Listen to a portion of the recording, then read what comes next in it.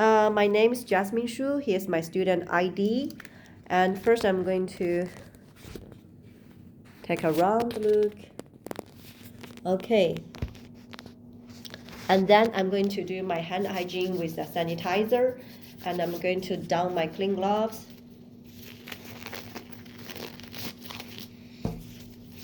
And I'm going to use a swab, alcohol swab, to clean my stethoscope. Okay, after everything's done, hi, Mr. William. Can I have your name and your date of birth? Mr. William Overton, May 1933. Okay, that's good. It matches the wristband. So my name is Jasmine Shu. I'm a student nurse. I will do your head to toe assessment. So during the process, maybe I'm going to touch you. Do I have a consent? Yes. Okay, that's good. So now I'm going to pull the curtain to provide some privacy for my patient. And my patient is now sitting safely in the room and comfortably. Do you need to use the bathroom? No. Okay, so now we're going to do the process. So first I'm going to start with the general survey. My patient, there's no body odor, and the color matches his ethnical color, and he looks matches his stated age. And then I'm going to do the body structure. Could you please stand up? Yeah, now you can sit down. Good. So my patient's body is symmetrical on both sides, and there's no obvious deformities. And the body position is erect and upright, and the height and stature matches his age, stated age. And then I'm going to do the behavior. My patient looks in good mood. His facial expression is relaxed, and he could maintain good eye contact with me, and he's maintained good personal hygiene, and he's wearing according to the weather. So now I'm going to do his walk-off breath. His walk-off breath is afternoon and labored. It is regular. There's no sign of distress. There's no accessory muscle use. So now I'm going to do his level of conscious. So he looks alert and awake. So can you tell me your full name? William Overton. Okay, do you know where you are? In the hospital. Do you know what day it is today? Monday. So my patient is oriented to person, place, and time. So now I'm going to check with the facial. So the facial expression is relaxed. The color is consistent with the rest of the body. There's no lesion, no scar, and the skin, the face is symmetrical on both sides. And then I'm going to test his cranial nerve 7, facial cranial nerve. So Mr. William, could you smile? Could you smile with teeth? Good. Could you lift your eyebrow? Good. Could you close your eyes tightly? Okay, keep it. I'm going to apply resistance. Good. And could you frown? Frown. Yeah, good. Thank you. Could you puff your cheeks? Good. I'm going to apply resistance. Good. So my patient was able to do all those kind of things, and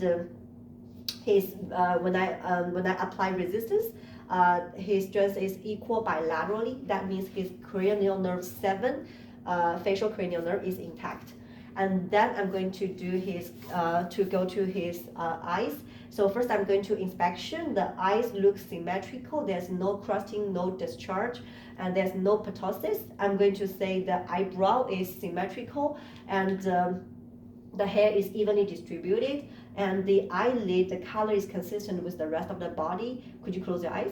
Could you open it? Okay, there's no lid lag. And then I'm going to say the eyelash. The hair is evenly distributed. And then I'm going to do the sclera. The sclera is white with pink blood vessels present. And then I'm going to do this conjunctiva. Could you just yeah, thank you so much. Okay, both conjunctivas are pink, moist, with blood vessel present. So now I'm going to do test the cranial nerve 3, oculomotor cranial nerve. First I'm going to measure the pupil. Yeah, so my patients, both pupils are round. Both of them are 4 milliliter. They are equal bilaterally. And then I'm going to check the light reflexes. First I'm going to do the direct. I'm going to do the direct and consensual. Direct, consensual. Okay. direct, consensual. Yeah, so my patient's pupil has reflexes was constricted with direct and consensual light reflexes. And then I'm going to test the accommodation. So Mr. William, could you please look at the tip of my pen? Good. Closer, further. Good. So my patient's eyes was able to converge and constrict. That means they have accommodation, so cranial nerve 3 is intact. And then I'm going to go to the ears. Both ears are symmetrical and the color is consistent with the rest of the body. Okay, there's no discharge and cerumen. And then I'm going to do the nose. The nose is in the midline and good, there's no discharge. And then I'm going to do the mouth and pharynx. The mouth is symmetrical and there's no signs of dehydrated. And then I'm going to test his cranial nerve 9, the glossopharyngeal, and cranial nerve 10, the vagus nerve. So William, could you please open your mouth? And I'm going to use a tongue depressor to depress his tongue. Depress his tongue. So could you say ah? Okay. So in my inspection, my patient, when he says ah, his uvula and soft platelet was able to rising. That means his cranial nerve 9 and 10 are intact. And then now I'm going to do his cranial nerve 12, the vagus cranial nerve. Could you please stick out your tongue? Could you please move side to side? Good. And could you say light, tight, dynamic? Light, tight, dynamic. So my patient was able to say light, tight, dynamic. That means his cranial nerve 12 is intact. So now I'm going to move to his neck.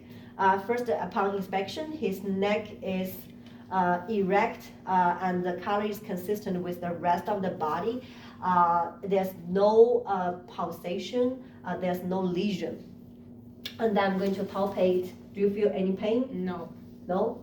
Okay, I'm going to feel the trachea. Trachea is in the middle part of it. And then I'm going to feel the thyroid. So I'm going to push the thyroid to side and I'm going to palpate it. And this is the same thing. So upon palpation, okay, I'm going to feel temperature. Upon palpation, the temperature is consistent with the rest of the body, and there's no pain, no tenderness.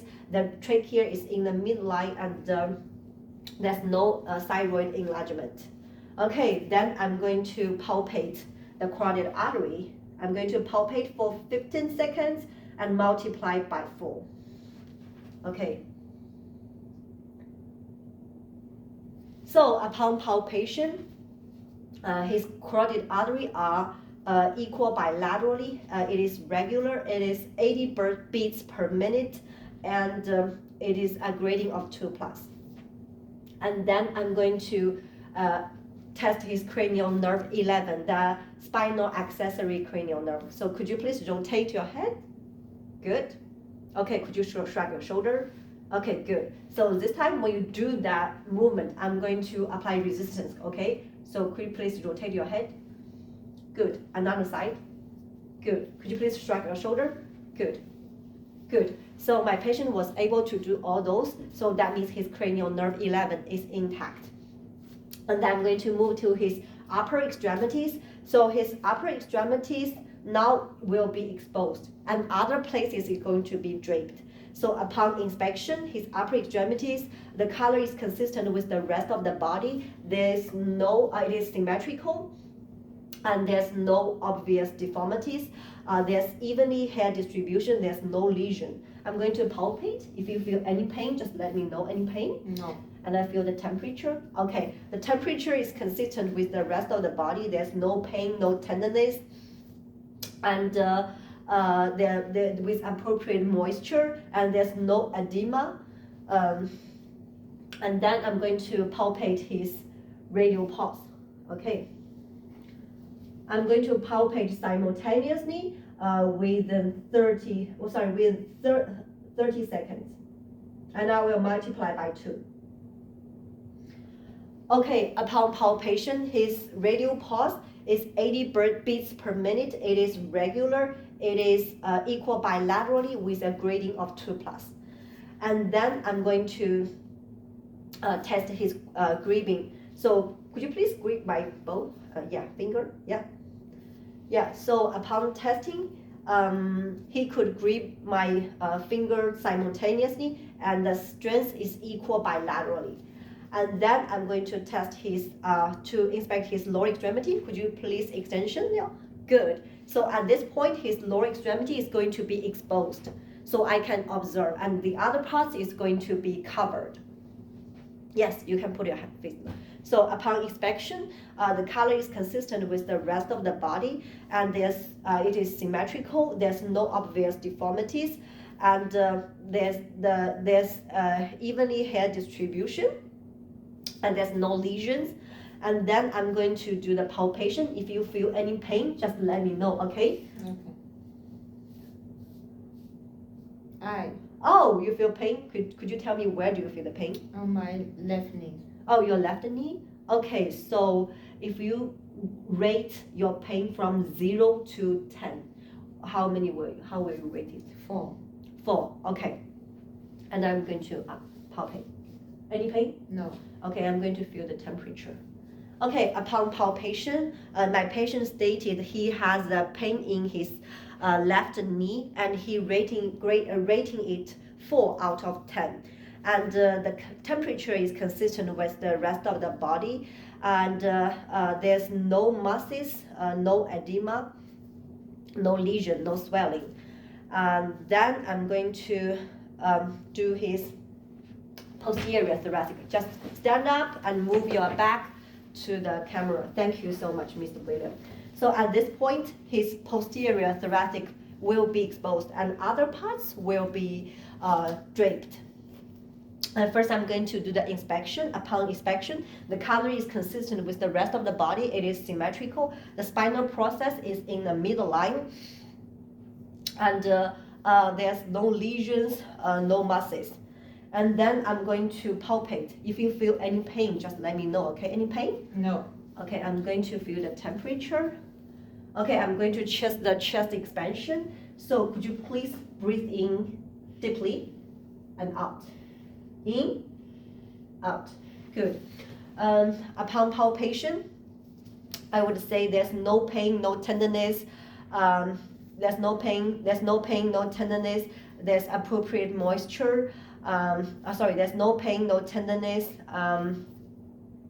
With the chest expansion is symmetrical.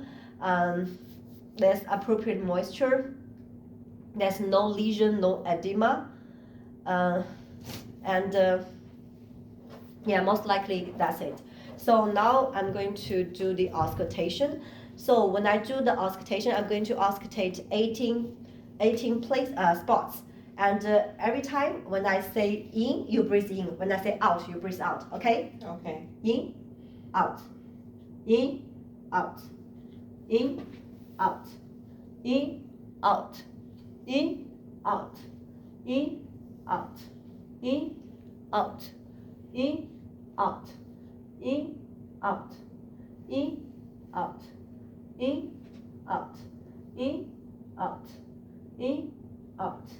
In, out. In, out. In, out.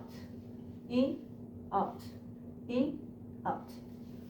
Okay, upon auscultation, I would say my patient, I could hear bronchial vesicular sound over the scapulae and the vesicular sound over the peripheral field.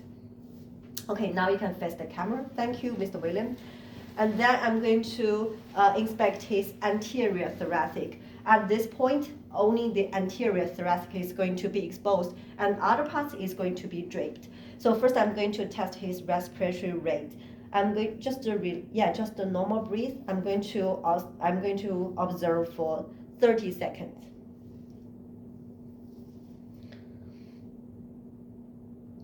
Okay, upon inspection, his respiratory rate is 16 breaths per minute, and it is regular, it is unlabored, it is effortless, there's no accessory muscle use.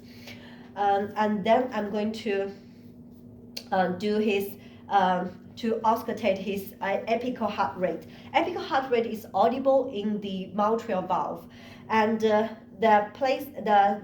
location is in the fifth intercostal space to the left mid-clavicular line. So the landmark is I will find the sternal notch, and I will move to the left clavicular and to the middle of it, and then I'm going to count for fifth intercostal space. Okay, it's here. It's here, the fifth intercostal space. So I'm going to auscultate. I'm going to auscultate for 30 seconds.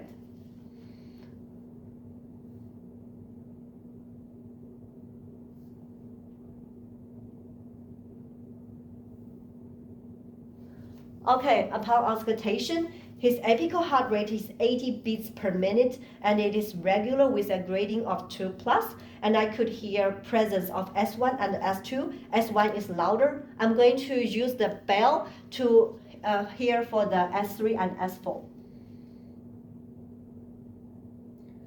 Okay, there's no S3 and S4 present. And now I'm going to test his abdomen. So Mr. William, could I have you please lie down on the bed? Thank you.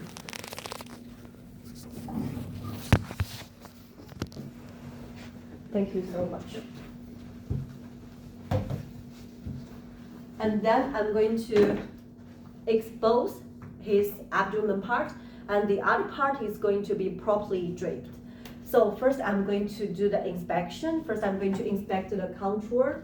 Upon inspection, the contour is round, and the color is consistent with the rest of the body. It is symmetrical, and the umbilicus is in the middle line, and it is a little bit inverted. There's no sign of discoloration and inflammation. And then I'm going to do the auscultation of the abdominal part. The reason why I auscultate first, because if I palpate, I will create artificial peristalsis, which is going to interfere my auscultation. I want to avoid that. That's why I'm going to auscultate first. So when I auscultate, I'm going to start with the right lower quadrant. Yeah, I'm going to move to right upper quadrant and to lower upper quadrant and to left lower quadrant. Okay, upon auscultation, I could hear gurgling, a high-pitched gurgling cascading sound. It is irregular. It is about 5 to 30 beats per minute.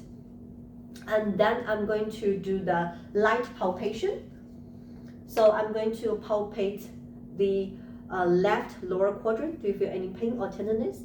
No? Okay, I'm going to move to the left upper quadrant. Any pain, tenderness? No. Okay, right upper quadrant, left upper quadrant. Pain, tenderness? No. Left lower quadrant. Pain, tenderness? No. Okay. Sorry, I don't know if I'm saying correctly. Here's palpate the right lower quadrant, right upper quadrant, left upper quadrant, left lower quadrant. Yeah, that's my sequence. So there's no pain, no tenderness, and there's no involuntary rigidity, and there's no muscle gardening. Okay, so Mr. William, most likely I finished the head to toe assessment, and now the physician will be with you shortly. Okay, thank you for your time. And then I'm going to dispose my clean glove, and I'm going to do hand hygiene. Just use sanitizer, do hand hygiene, and that's it. Thank you.